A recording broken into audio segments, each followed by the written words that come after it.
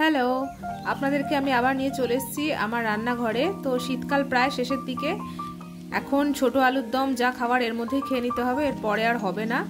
তো আমরা দেখুন আলু সিদ্ধ করে নিয়েছি, ছোট ছোট নতুন আলু সিদ্ধ করে নিয়েছি। এগুলো একদম ছোটটা ছিল না, মাঝারি সাইজের ছিল, তাই জন্য এগুলো মাঝখান থেকে অর্ধেক করে নিয়েছি, নিয়ে খোসা ছাড়িয়ে নিয়েছি। এবার আমি আপনাদেরকে পুরো রেসিপিটা দেখাবো আলুর দমের। এই যে আমরা কড়াইতে তেল দিয়ে দিয়েছি, এর মধ্যে আমরা কিছু মশলা ফোড়ন দেব, শুকনো লঙ্কা, তেজপাতা আর গোটা জিরে। ফোড়নটা ভালো করে ভাজা হয়ে গেলে এর মধ্যে আমরা দিয়ে দেবো সিদ্ধ করে খোসা ছাড়িয়ে রাখা আলুগুলো।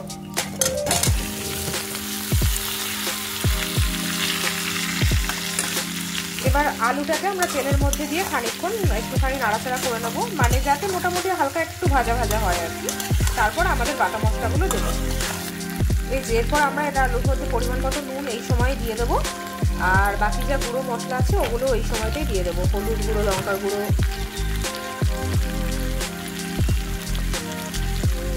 জিরের গুঁড়ো, হলুদ গুঁড়ো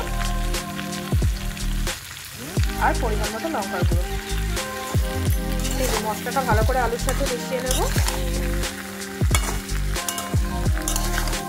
আমরা ভালো করে আলুটা কষিয়ে নেব। আচ্ছা, তো আলুটা আমরা কষিয়ে নিয়েছি মোটামুটি 4-5 মিনিট। এরপর আমরা এখানে কিছু বাটা মশলা দেবো। বাটা মশলার মধ্যে আমাদের আছে হচ্ছে আদা, রসুন আর গোটা গরম মশলা, আমরা একসাথে দিয়ে পেস্ট করে নিয়েছি। আর তার সাথে আমরা দিয়েছি 3-4টে গোটা গোলমরিচ। দিয়ে আমরা মশলাটা দিয়ে ভালো করে আবার কিছুক্ষণ কষিয়ে নেবো। আপনারা এরকম আলুর দম বাড়িতে করে দেখতে পারেন, কম তেলে, খেতে কিন্তু খুব সুন্দর হয়। আপনারা কখনো বাড়িতে বানিয়ে দেখবেন। আচ্ছা, তো বাটা মশলা দেওয়ার পরেও আরও 5-7 মিনিট আমরা ওটাকে ভালো করে কষিয়ে নিয়েছি। এবার দিয়ে দেবো পরিমাণ মতো জল, মানে গ্রেভি অনুযায়ী জলটা দেবেন, যেহেতু আলু আগে থেকেই সিদ্ধ আছে। শুধু আমরা দেখবো যাতে মশলাটা ভালো করে মিশে যায়, আর আপনি যেটুকু পরিমাণ গ্রেভি করেছেন ওই হিসেবে জলটা দিয়ে দেবেন। জল দেওয়া হয়ে গেছে, এবার আমরা এটাকে ঢাকা দিয়ে দেবো। ঢাকা দিয়ে রান্না করবো যাতে আলুর মধ্যে মশলাটা ভালো করে ঢুকে যায়। আর তারপরে এটা রেডি হয়ে গেলে আপনারা আপনাদের দেখাচ্ছি। তো 10 মিনিট মতো হয়ে গেছে, আমরা চলে এসেছি। আলুটা বেশ ফুটছে, মানে আলুর দমটা বেশ ফুটছে। এই যে আলুর দমটা হয়ে গেছে, রেডি হয়ে গেছে। এবার আপনারা চাইলে যদি গ্রেভি আরও একটু কমাতে চান কমাতে পারেন, আমরা এরকমই রাখতে পছন্দ করি।